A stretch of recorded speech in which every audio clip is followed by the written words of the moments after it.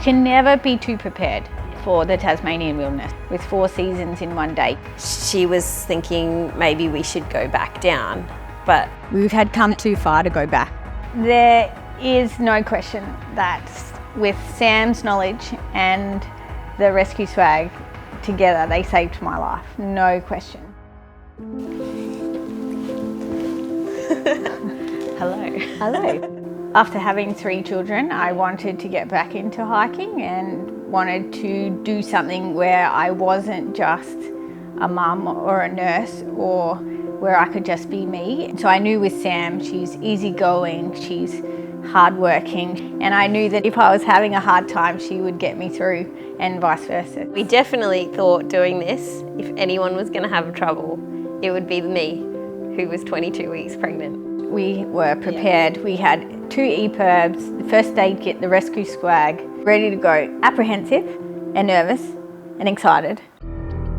The day the weather was quite good to start with, and then we get the bus to where we started the overland track, and it had started raining, so it was bucketing down, it was really windy. We got off the bus. And then you throw on your wet weather gear because it was pouring with rain, and I forgot to take off my cotton t-shirt. Yeah, we got halfway up there and I started to feel really nauseous.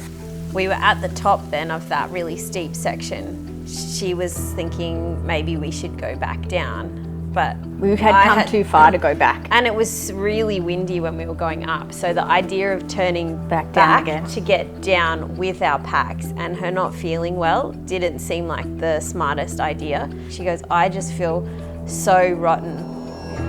Could it be hypothermia? Yeah, I was so wet from the jacket. I just opened up her bag, grabbed her fleece jumper out, put that on. So I put my beanie on her head, I put my outer gloves on her hands, and that I put a jumper on. We got up. We trudged on. And I just said, we need to get to the hut.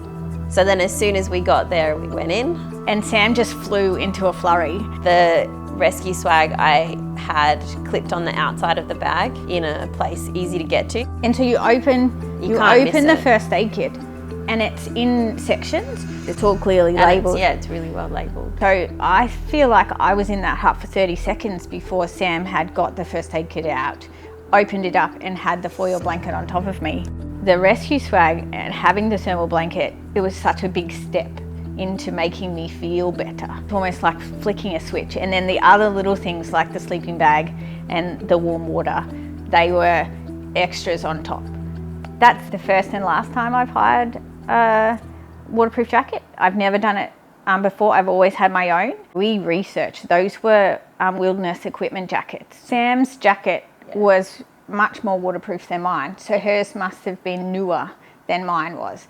I think that's what put my life in danger, was the fact that my jacket was at the end of its life, whereas Sam's wasn't. The morning after Deb's hypothermia, and we decided to keep going, we were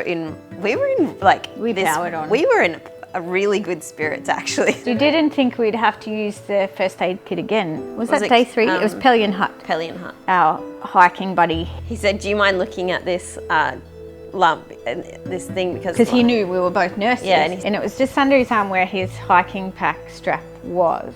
And I remember looking at it and thinking, wow. And this big abscess. And I said to Sam, I think that needs to be lanced. And he said, what does lance mean? And then Sam said in a very gentle term, we drain it, we get the pus out. And he was like, oh, that sounds all right. To have the rescue swag there, it had everything in there, was sterile. What you'd need in the hospital, it had in it for what we needed to do. Basically, we lanced it, put a dressing on, put a little bit of extra padding there over it. They started up pretty much straight away after that because they were ready to go. It was just this thing bothering him. And then when we saw them at the next hut, he said, in hindsight, he didn't realise how unwell he felt. He thought it was because he'd just done a couple of days hiking the overland track and he was just exhausted. And the fact that he said he was feeling unwell in hindsight, that means that it's potentially starting to get systemic, and that would have potentially probably just led on to him starting to feel really unwell, developing fevers and becoming septic. That's really quite dangerous. So I was lucky Sam got to it early. She did save my life. She was able to stop the hypothermia in its tracks. I really wanted to enjoy 6 days with my friend.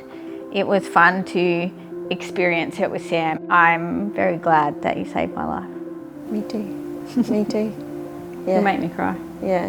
The reason why we want to share our story and our experience is because we want people to be prepared. The outcome could have been completely different. So don't compromise your safety. Invest in a good first aid kit. Invest in a rescue swag, and you will be prepared.